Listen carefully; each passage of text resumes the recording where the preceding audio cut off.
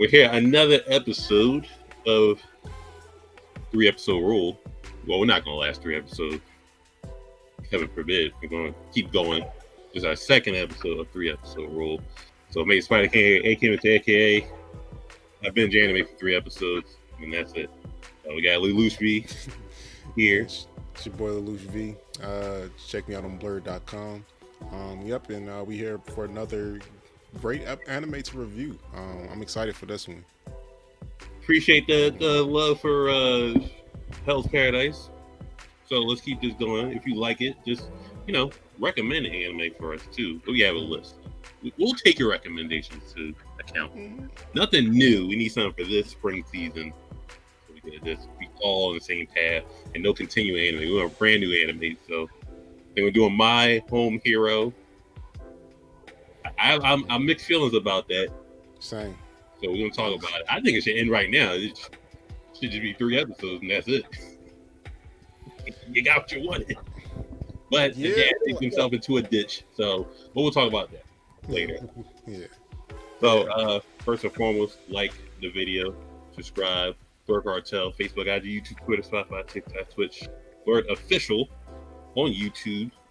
Go to their site, blerd.com. You can also watch the videos there. Go to their Facebook also. But here we're talking about MASH, Muscles and Magic. So apparently it's a highly anticipated show. Manga. So I don't know. This is like Black Clover meets One Punch Man meets Naruto meets. No, it's Harry Potter and One Punch Man fusion. It's if Harry Potter started lifting weights instead of got impenetrable magics that blocks curses, you know what I'm saying? That's exactly what it is. He's definitely Saitama-ish, Asta-ish, but the main character Mash, Burn Dead, right? Bernadette, yeah, Mash Burn Dead. So I'm not gonna say he's dumb. He's absent-minded. So we'll put it that way. I think he's very much an act first, think later type of person. So opens up with that. Opens up in the woods and you see his dad, his father. Road's burned dead. So you see him drinking tea and he's doing some magic here and there. So and then he's living in the forest, and you're wondering why he lives in the forest. He's secluded from everybody. And in the intro, magic is everything. Pretty much, the stronger you are in magic, that's how much privilege you do have. So it's not really like Black Clover-ish for the most part. Everybody has magic in Black Clover, except for Asta, of course. You could be in the royal family. You could be. That's more like kind of like a hierarchy, not based off magic, but more like royal blood. Like they got people who's ass and can't use magic who are kings and stuff like that. So, but in this universe, you are only as good as how much magic you can do. Of course, they got the divine visionary, that's the wizard king and shit like that. So, I mean, in terms of the verse, how do you feel about the verse itself? I'm a big fan of the verse. This is one manga that I've been reading for a while, so I know quite a bit about what's coming. Yeah, the Divine Visionaries. They're another squad. They're like the top tier wizards in the. They're like the wizard knights, I guess. Like there's multiple of them. Mm-hmm. Yeah. Okay. I'm pretty sure we'll meet one of them next episode because his older brother it's the older brother to I can't remember his name right now. Finn. Finn was in episode 3. Mm-hmm. So there's a whole team of them, and they're all very, very colorful characters that have a definite defined effect on the story. I did like this anime trope that you could definitely pick out the main characters of the show very easily. They got colored hair or unique markings on them. So back to episode 1, Mash's dad was going into the city. Tells Mash, do not go in the city. And any circumstances whatsoever. So we don't know why and all that other stuff. So Mash, of course, he goes into the city.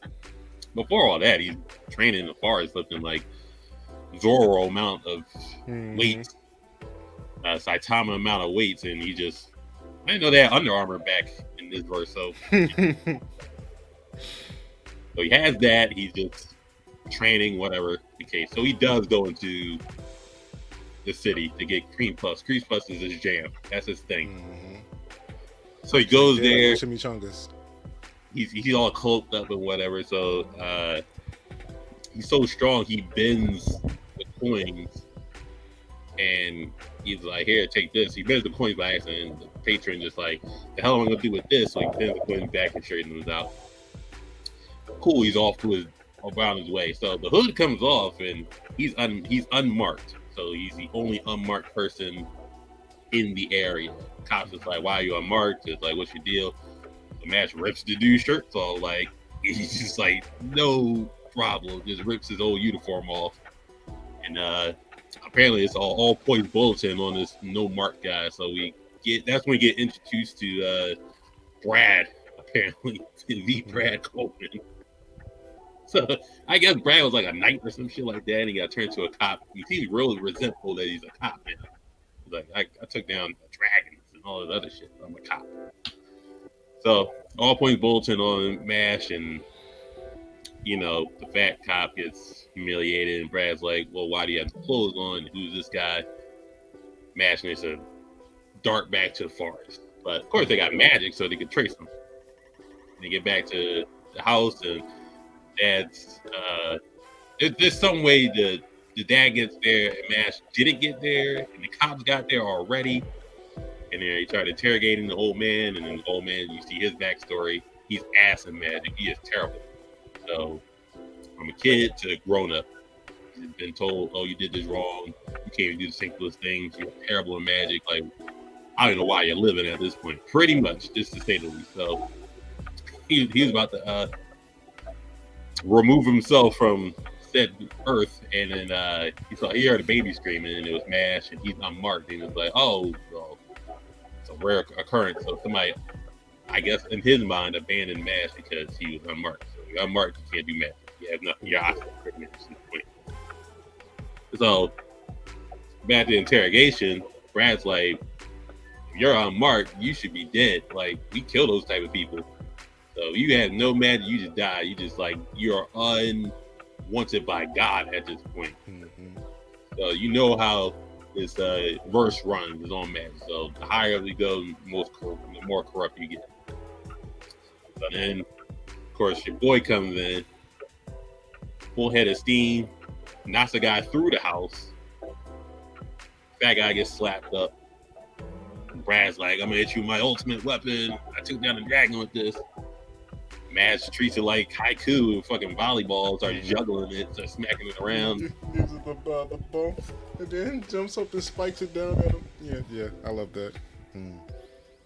So he picks up the wand, and that was that Brad, and Brad's like, well, he's very confused with what's going on. So Brad gives him a choice. He's like, "You can run for the rest of your life. I mean, we obviously can't take you on, but we're gonna keep trying. We can kill the old man easily. He's done. He's finished. Or you could be the divine visionary and prove to me that you're worthy to be recognized by God himself. And then everybody else will have no choice but to recognize you. Just gotta complete this magic school." And Mash says, "All right, let's do it." And he can't do magic. But Brad's like, "I'll help you along the way," and his dad will help him. That was pretty much episode 1. I mean, what do you take? What's your takes from episode 1? Yeah, I really liked it. The tone of it was very comedic. They intentionally draw from references in pop culture to kind of like help highlight the universe that they're in. To go a little bit deeper into the marks that they got. Basically, the marks are like kind of like a showing of your magical power. Basically, depending on the shape and how many marks that you have, that defines how strong you are. They explain it a little bit later in the series, but I mean, if you have if you have two marks, that's you usually defined as being one of the most powerful in the world. If you got three, this is pretty much unheard of. So you'll run into characters with that as long as the further you get into the series. But like yeah, pretty much yeah, society is completely based around magic. If you don't have magic, you're viewed as less than worthless. You shouldn't be around. And seeing how Removed from the they planet. yeah, seeing how they develop Mash, and you see exactly how strong he is, even without having the magic. It's a very interesting story. I enjoy it. He said, I'm just gonna fight niggas and beat their magic up. Mm-hmm. So based on the first episode, I think about a 4, I guess. Just a good amount of uh, world building, so you see what you're getting yourself into. So you should be intrigued at how this guy has no magic. He's gonna go to school. He has to learn magic. So I'm not gonna say he's an Asta clone because he has anti-magic. He just has some form of magic to him, and he had to go through no real trials and tribulations like that. He just had to join the ass squad and get them into shape. So would you get the first episode? First episode, I'll probably give a 4 also. Is it like a good, solid amount of world building? You get to see a little bit of the action, and the comedy is definitely there. So you get to see a bunch of colorful characters, and it only gets more goofy as they go along with the series and get more into the Harry Potter trope of it. And then episode 2, he actually makes it to the school. Whatever, you gotta do an entrance exam, stuff like that. So they get there, everybody's in the kind of like the field, the courtyard, and stuff like that. So this guy Claude Lucci's pretty much an instructor, stuff like that. So he automatically just targets Smash and just like, oh, you scrub, you shouldn't be here, yada yada yada, stuff like that. So the first test, I think the first test they do is he makes the desks. He makes like Stonehenge come out the fucking ground and just like, all right, complete this paper exam, and you have to decode my magical spell to make the line perfect sequence, and you see the paper on the paper, the spells. It's an old spell, but it's moving all around, scrambled and stuff like that. So how's Mash gonna do this? He has no magic, so he literally tells the paper, get your shit together, and he forces the letters to stop, so perfect sequence. So he bullies the paper. So that's one comedy aspect of that. So gives the paper back, goes like, oh, it's perfect. Says, no, this paper's too perfect. Wrong with you. Other tests, he was running on water, lifting a boulder. He's supposed to lift the boulder with your wand. He's literally just like one hand picking it up like a basketball. The dad and Brad are kind of helping him in the background do a couple other things. And the guy can't believe it. He was like, nah, this guy got to fail. So he makes this big maze, this labyrinth. You got time. He has a time event, so you just got to make it through or whatever. And then the girl, so Lemon, kind of is there to just slow Mash down the whole entire time. And then he's getting caught by goblins, getting caught by traps, and all this other stuff. It's terrible. Just holding him back. And then they run into the Sphinx, and the Sphinx gives them an impossible riddle. It makes no sense. So Mash kind of like, well, I don't got no time for this. I'm leaving. And Lemon's just there. So she's going to get killed by the Sphinx. Mash comes back, obviously, because he's a hero. He punches the Sphinx out, knocks him out. He's like, that wasn't fair. That riddle was impossible. He's like, oh, no, I was sitting here on purpose. And I mean, you could take it from there. Like, it's a bunch of silliness. Good old trope. Good old anime trope. Yeah, I mean, this whole episode was just to really start to showcase exactly how strong Mashle is. Like, he's so strong that he literally breaks up the rules of this place on a repeated basis. You get to see Lemon, who is the Hinata equivalent of this series, because she's, head over heels from Mashle, but he barely even notices he exists.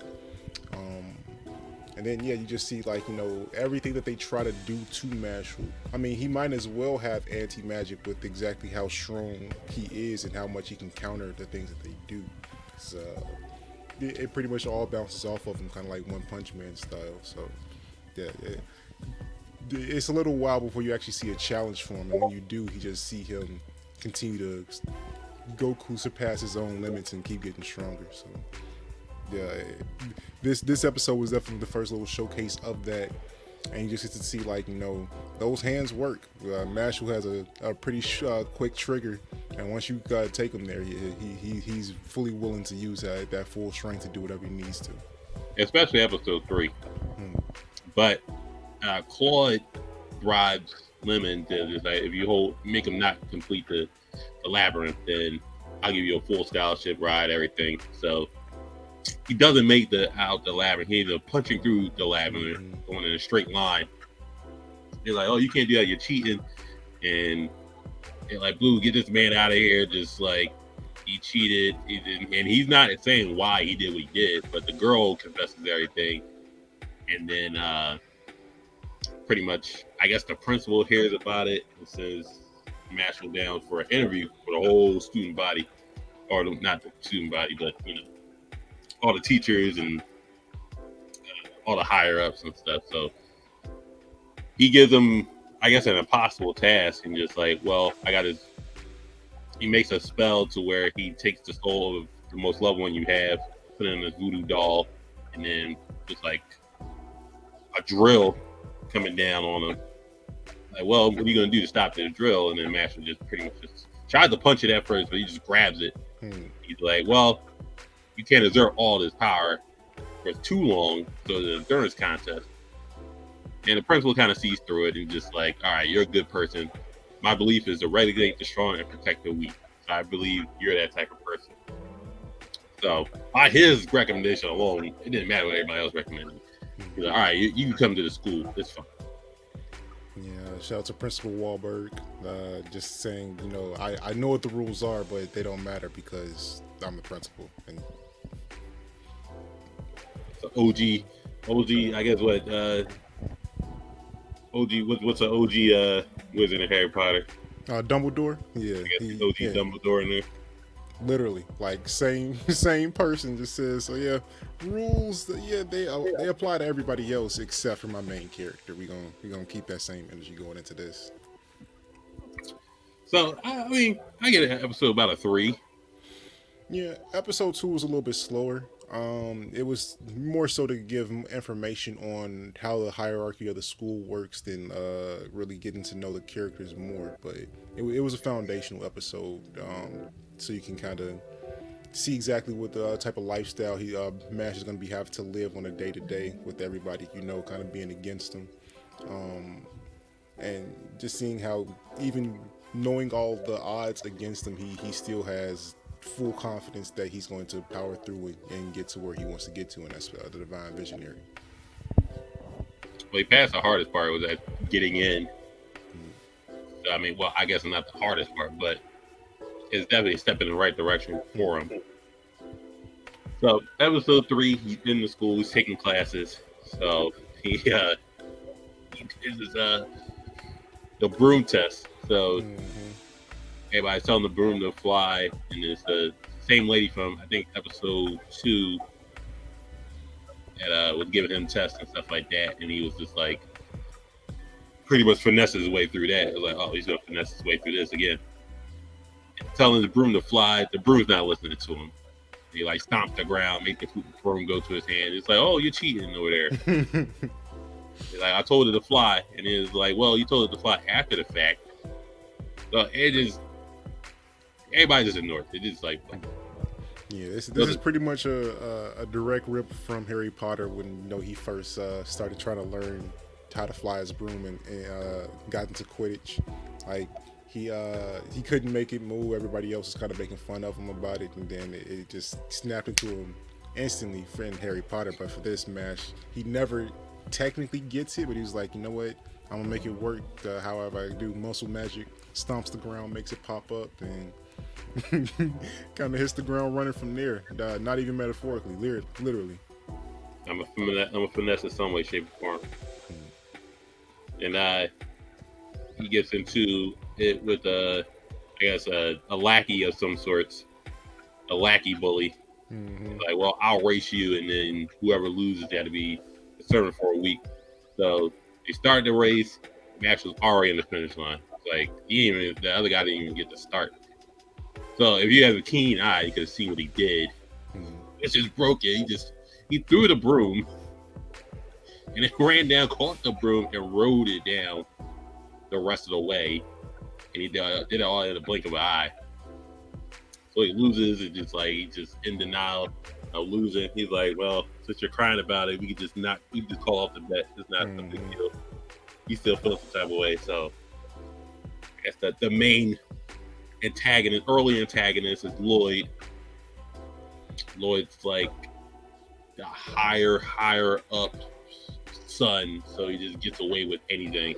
He just get away with murder if he wanted to. And he's okay with magic. I think he got like some type of string magic or whatever. So he sews the guy's mouth shut, starts gaslighting Mash. He's like, why don't you be my friend and all this other stuff, yada, yada, yada. But you see him in the next scene beating up the other guy, like, how you let that trash do that to you. I told you to fall back, but you went and did. You went and disobeyed me, so he beats the guy up. So apparently, just like everybody knows, Lloyd is gonna just do whatever he wants. Make you like shine his shoes, carry his books, just like normal bully stuff. Right. Yeah, Lloyd is pretty much the Draco Malfoy of Mashle. He's got his dad that's the higher ranking in the Ministry of Magic that is gonna basically protect him from getting in trouble with basic stuff in school. He's got the teachers kissing his ass, and so half the student body too, all because of the status that he has, not really necessarily because of the strength. And yeah, he just does your natural bully stuff. He's manipulative. He will use other students to antagonize whoever he's trying to get to. You're full on anime school bully guy. So Mash is roomed up with Finn. You see more of Finn in this episode. So Mash's textbooks start getting ripped up and all this other stuff. Like, you can't find his broom and all this random shit. So you think it's Lloyd doing it or his lackey's doing it or whatever. So Lloyd's just like, hey, why don't you be my friend and I could hook you up with a dinner with my dad and all the higher ups, and you can't refuse this type of opportunity. You just gotta do a little lackey things for me. And Mash was like, all right. So he does whatever Lloyd says. So it's like shine his shoes, get him water, carry his books, do his laundry, like whatever he asks him to do. So you see later on, Lloyd told Finn to do all that stuff to Mash. So he's just like, man, this shit ain't working. Burn that nigga clothes. But oh man, that's a little too far. I don't think I can do all that. So he strings him up, makes him bow to him, and just like starts beating him with some whips. And Mashle sees all this after doing some other labor. I think he drops some water on the floor. He just clean up this water and get a polishing the floor. That's how strong he is. And then catches Lloyd beating his friend up. And so Mash, he drives his head into the ground, knocks him unconscious. He's like, well, it's over for you, because he got the vice president in his back pocket, this interesting fellow right here, fucking farmhand. So that's an automatic expulsion right there. It's like, you just hit the wrong kid. Yeah. And Mash said, I might have hit the wrong kid, but you got to report it before it's a matter. And literally starts by hand through the stone of the stone floor of the school, digging this man a grave, and puts him in it. Like the vice principal, the vice principal of the entire school. He said like, oh well, you got to report it first. And he's like, yeah, you can get me kicked out of the school anytime, but I can bury you in the ground. Do what you want to do. It's your choice. He definitely gave him the Shikimaro treatment. That's your grave right there. So obviously he gets to the principal, and then he kind of like I kind of gotta expel you, but I don't want to, type thing. So he just gets like a slap on the wrist, just like, I believe in you. I want to see you get the divine visionary also. So he's just like, we'll just call it fair. I see you protecting the weak, and I'm all for that. I'm all for that. And then Mash was just like, so he got Brad on the side, he got his dad on the side. Now he got the principal backing him to keep pushing forward, and now he has pretty much two friends. He has Lemon and he has Finn also. So he got a little squad going. He got enough backing to push forward at least. So I think it was an alright episode. Give it a 4. Yeah, this episode I'm also giving a 4 just because the sheer obliviousness of Mash really kicks in this episode, just showing like I'm not stupid, but I'm not a genius, and I'm aware of it. Like I know I'm not the smartest guy, but this guy even sounds stupid to me, So I mean, just seeing how silent, well, not necessarily silently, but like monotone but vocal he is. That was pretty dope this episode. And then just getting to further understand the hierarchy of this world that they live in.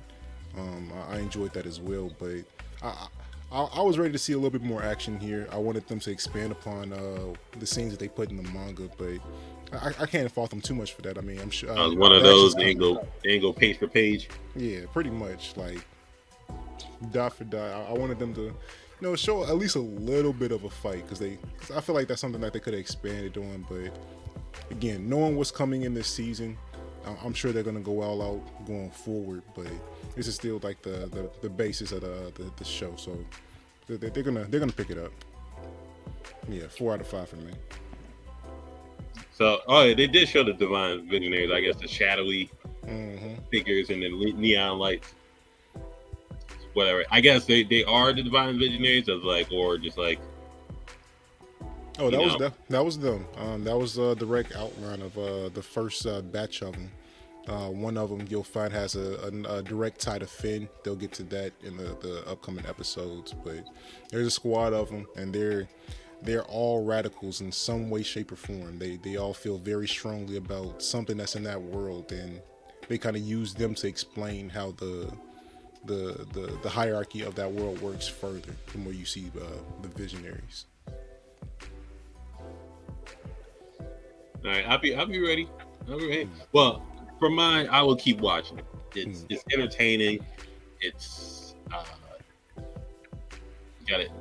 They got an interest. Well, I like the MC's goal for lack of better or worse, because now he has a kind of a purpose in life. He was just living in the forest doing nothing. So let's see what he does with a purpose, with gaining friends, with gaining like normal stuff, and toppling a hierarchy at the same time. So I mean, and also not having magic, so he's just gonna punch niggas. So I just want to see how far it goes. The comedy aspect, it's not too much where it's annoying, but it's just enough to not take the show too seriously. All right. It's entertaining. Yeah, it's not like full on Toradora style. It's a serious enough show, and they kind of just break the tension a little bit with the comedy every so often, because all the characters are very, very colorful, and they react really big to things. So it's entertaining, but it's not overwhelming to the point where you don't feel like this is a serious show, because it definitely gets more serious as it goes along. As for the first 3 episodes go, I really enjoyed it. It was really it was pretty much shot for shot what they showed from the manga. They expanded upon a couple things, but I think it worked out for the best. As for the rating for the first 3, I'll probably give the first 3 a 4 out of 5. What you think about that, Cam? I agree. 4 out of 5. Decent animation, decent action. Uh, I'm for the main character. He isn't boring. You know what I mean? So he's not like some main characters is just like this guy ain't it. Yeah, he's not Takamichi. He's definitely not Takamichi. I mean, I didn't watch the second season of Tokyo Revengers. I read the manga. It was just like it was. I mean, even the manga was bad. It's just Mikey saves the day. So I mean, whatever. I'm just gonna do that. Carry that show. Story was great. I get it. It's like, oh, that came out of left field, and just like, all right, and Mikey saves the day. All right, there's no point in watching this season. Heard after that it gets better, but he has to talk no Jishu Mikey again. So that's one series we will not be reviewing. So. Yeah, I'm okay with skipping that one. I will keep watching Mashle. Yeah, but Mash Bernadette is these hands work personified. He said like, okay, you got your magic, but can you fight though? I got these hands. But the next series we're gonna do is My Home Hero. At episode 3 though. Yeah. This show, like, I mean, I didn't fully know what to expect coming into it because this is one of the mangas I haven't read, and then just kind of seeing how the story goes. Yeah, we for sure got to talk about the first 3 episodes of that. I can't really say narratively I've seen too many stories like that, so we definitely have a bunch to dive into for it. But we'll explain all that next week. We did Mashle, Muscles and Magic. So we recommend it. Go watch it. You get past 3 episodes. So 3 episode rule every Sunday. Well, we'll film every Sunday and then we'll drop it later on, probably Monday or the same day. So just be on the lookout for that. So once again, the previous episode was Hell's Paradise, and it was another banger. Oh man, the 4th episode was fire. Again, no pun intended. If you're not watching Hell's Paradise already, start immediately. It's only 13 episodes, so you might as well just get on now. Just don't be one of them binge niggas. I'm wait till it's over to watch it. It's over. Yeah, because you're gonna miss out 2.5 months of this show just to binge it. You forgot about it. Other than that, Demon Slayer came out. It was a campy episode till the end. Like, why use a sword when you got a gun? It makes more sense. Yeah, and seeing the little brother of one of the pillars. I mean, I enjoy getting to see more of his character after only getting to visit him once early in the series during the pre I guess Demon Slayer training arc. So getting to see more of him in here, and then seeing more of him as the story goes on. I did appreciate eventually, but I didn't like him at first. I'm not gonna lie to you. I did not like him at first. But go watch Demon Slayer. We all know it's gonna be good. But we won't be talking about Demon Slayer. So if you're looking for that episode, that ain't happening. So enjoy these new animes. Open yourself up to something you possibly didn't know would have been good. You jump on this. But Maze Fire Camp here. We do got my GM mode. We put that up there, and then we got remastered reboot for Wednesday. We're gonna do that. So how it should be remastered, rebooted. Like take it. Some animes, it's either one or the other, or just keep it the same. Other than that, what y'all got for dinner now? Yeah, then now this week, I believe we are talking about the season finale of Mandalorian. We may have a special guest this week. Usually our guests kind of come through last minute anyway, so we'll know for sure probably tomorrow. But yeah, if you're a Star Wars fan and you've been enjoying the Mandalorian and you want to talk about some of the hype getting into Ahsoka coming out in August, come check us out on there. The Then and Now podcast on YouTube. Go subscribe, all that stuff. And then if you're looking for more content in general in the Blerd variety, check out blerd.com. This podcast will be shown up there as well. Blerd Official on YouTube. Subscribe to them. Blerd Cartel on YouTube. Subscribe. We trying to escalate. Trying to get there. Once again, My Home Hero. Next week we will be doing that. Third episode came out, so probably watch it over again. I'm gonna go over all three because again, that's a very interesting narrative. So I got to make sure I know my stuff back and forth for that one. I do want to do High Card. I'm down to do High Card. I'm down for it actually. It's been out since January. So I didn't fucking know that. But it's on Crunchyroll. I think it's Crunchyroll original, maybe. But I believe so. I believe it is. But maybe you could do that. We'll figure it out. But we out of here. Enjoy yourself. Go watch Mashle. It's good. Don't be stuck on waiting for Bleach to come back and all that other shit. So. If you're a person that's like watching new anime, give it a chance. Go make sure you give it at least a 3-episode rule before you quit it. Exactly. Watch us talk about it and be like, oh, maybe they're onto something. We out. Enjoy yourself. Subscribe to the Blerd Cartel.